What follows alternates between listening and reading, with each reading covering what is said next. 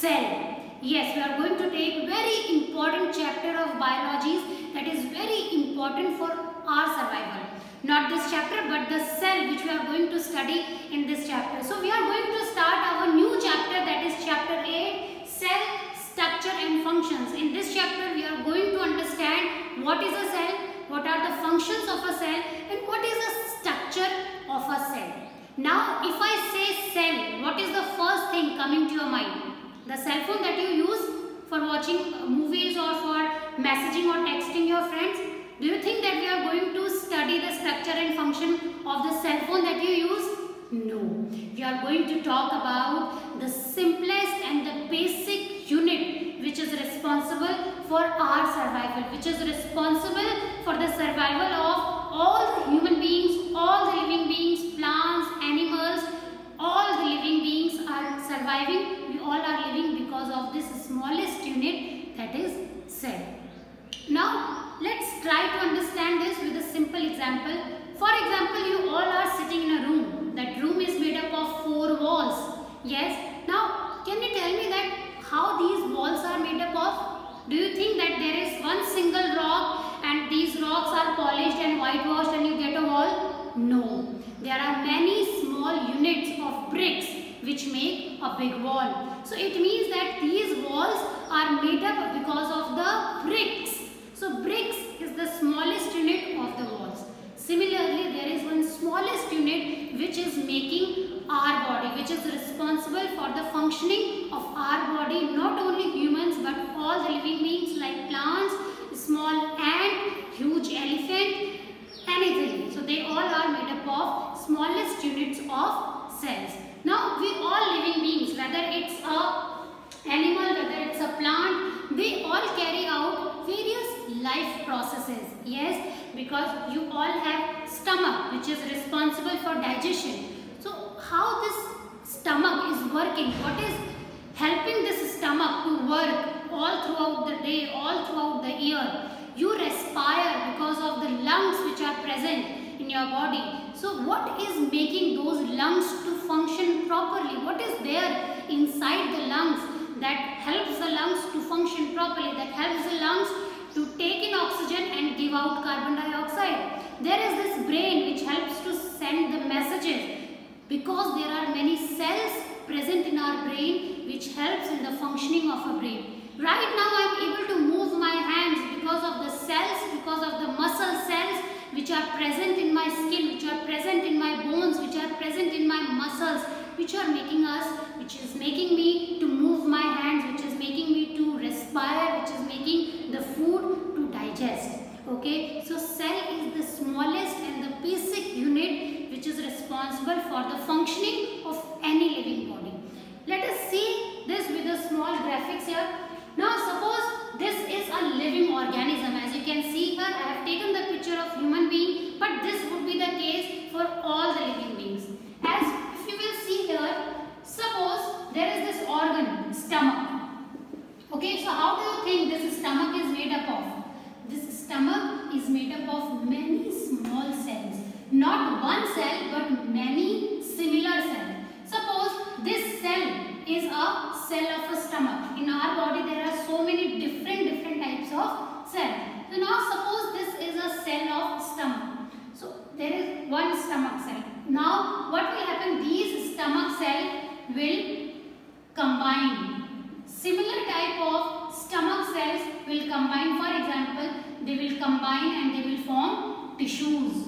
What they will form? So cell combine and they form tissues. When these tissues combine, they form organs, and when these different organs combine, they form a system, and this system makes a organism. So different organs in our body, they are made up of different tissues, and these tissues are made up of these cells. So we can say that this cell is the basic unit. It is the basic and the basic structural and functional unit of our body. So let us study about cell in this chapter. This chapter is going to be very interesting and informative at the same time. Now children, if something is so important, we are talking about cell, and I am saying that cell is the most important thing which is responsible for our living, which is responsible for our growth. Now, don't you think that if something is so important, it becomes extremely important to know that how it was discovered, how we came to know about the cell, how we got to know that our body is made up of cell. Are you not interested to know the person who discovered the cell? How this cell was discovered and when it was discovered. So let's talk about this. Now first of all, children, cell is a very small thing. We cannot see it with our naked eyes. We cannot see it with our naked eyes. We need a microscope. And that was what happened years before when a scientist called Robert Hooke. When a scientist called Robert Hooke, with the help of his microscope, he discovered cell in the year 1665. So if you want to see the picture of Robert Hooke, you will see here this man is Robert Hooke in the year 1965, not 1665. In 1965, he discovered cell by observing the bark of a tree. Now what is a bark? If you can see here, this is the bark of a tree. You take the bark and when you will peel it, you will get cork. Okay, so this Robert Hooke, this man Robert Hooke, he observed this bark of a tree under a microscope and he found that, what he found? He found that it is made up of small units. He found that this bark of a tree is made up of small units, small compartments, small rooms. As you can see here, it is made up of small rooms and it resembles a honeycomb structure. If you can see, it resembles the honeycomb structure and it has these rooms. He called them cells because the scientist was from Latin origin, and in Latin these rooms are called as cells. Rooms or compartments, they were called cells in Latin. So he noticed that these small boxes or compartments are there in this cork slice, and these compartments, these boxes are separated from each other by this wall. Okay, so he called these little compartments as cells. So this was how the cell was discovered. This was how the term cell was coined by Robert Hooke in the year 1965. Now the cells which he found here, they were actually dead cells. These were the dead cells of plants because cork is obtained from a tree. So these cells, they were dead cells actually. All the plant cells are not dead, but the bark has dead cells. Okay, plants also have living cells. Cells are living. Okay, they are not dead, because if the cells are dead, then how can they provide life to us? So cells are basically living. They all are there all over our body.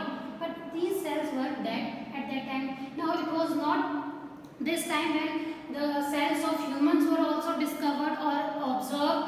It was years after the discovery of the cell, because the cells which are there in our body, they need a high definition. They need a high definition microscope to see the cells which are present in our body. So years after the discovery of the cell, which Robert Hooke did by using the bark of a tree, human cells were discovered by using high definition microscope, and it was also observed that human cells, the human body is made up of similar cells. It is also made up of these small compartments, these small units. If you can see here, children, I have taken this picture of an onion. Okay, so this is a structure of onion, how onion is made. If you will peel the small layer of onion, then you will see it under a microscope. You will observe these type of structure. Don't you think that they resemble that of a brick? Yes, so these are the cells. These different, you can see the walls. Okay, so they are separated from each other with the walls, and they are arranged, and all the functions are carried out in these cells only. Here I have taken the picture of human cheek cell. Cheek. Okay, so these cheek, if you will take the small slice from under your cheek, you will notice these type of structure. So children, our body is made up of many cells. Okay, there are many cells. For example, if you take oxygen, that oxygen goes to the cells present in the lungs. So the cells which are present in the lungs, they are taking the oxygen, and these cells are giving the carbon dioxide. So it is not the lungs which helps in respiration, but it is the cell which is responsible for the functioning of the lungs. You digest the food with the help of stomach, with the help of your stomach. So it is not the stomach actually which is digesting your food, it is the cells which are there in the stomach. So that they are responsible for the digestion, and these cells are only responsible for the removal of waste from your body. Your large intestines stores all the food. Your large intestine absorbs actually the undigested food. Okay, it helps in the absorption of water from the undigested food. So that large intestine is not actually absorbing the water, but the cells which are present in the large intestine. Okay, your brain is functioning. It is not the brain which sends the signals. They are the nerve cells. These nerve cells which are responsible for the functioning. Okay, so I hope children you have understood that what is the importance of cell. Now if you can see here, I have taken few cells. Here the top one is the red blood cell. So the blood is there inside our body, and that is responsible for the survival, because we all need blood to survive. Half of our body, even almost most of our body, almost all our body is made up of cells. Blood is everywhere. So these are the blood cells. If you can see here, these are the ovum cells. These are the bone cells. Your bones are made up of these small cells. These are the nerve cells. These nerve cells are present in our brain. So when these nerve cells combine, they will form tissue, and then our brain will be formed, and then we can think, then we can send signals, then we can function. So these are the cells which are responsible for our survival. And Robert Hooke discovered the cell for the first time, not the human cells, but he discovered the cells by using bark of a tree. Years after the human cells were observed, then we came to know this structure and these shapes of the cells. Now let's define cell. So what is a cell? Cell is the basic structural unit of living organism. Now some organisms are made up of single cell and some are made up of many cells. Okay, the number of cells in a tall tree or an animal like an elephant or human beings are billions and trillions of cells. Children, you will be surprised to know that the cells which are present in your body, the cells which are present in our body, they are equivalent to the stars, even more than the stars which is present in the Milky Way galaxy. You surprised to know that? Yes, there are trillions and millions of cells present in your body. And if you take the red blood cell,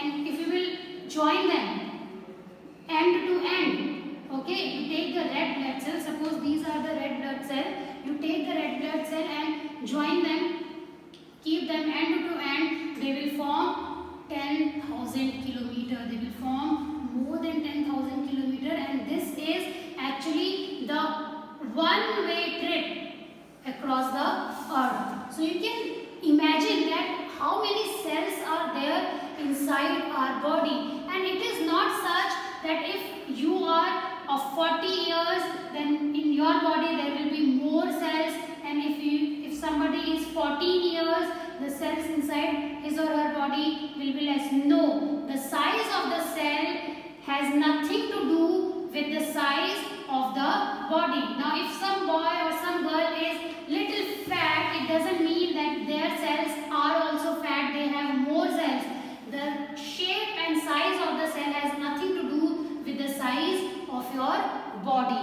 Okay, now Now, all the trees, all the plants, all the animals, they have cells inside them, and these cells are billions and trillions in numbers.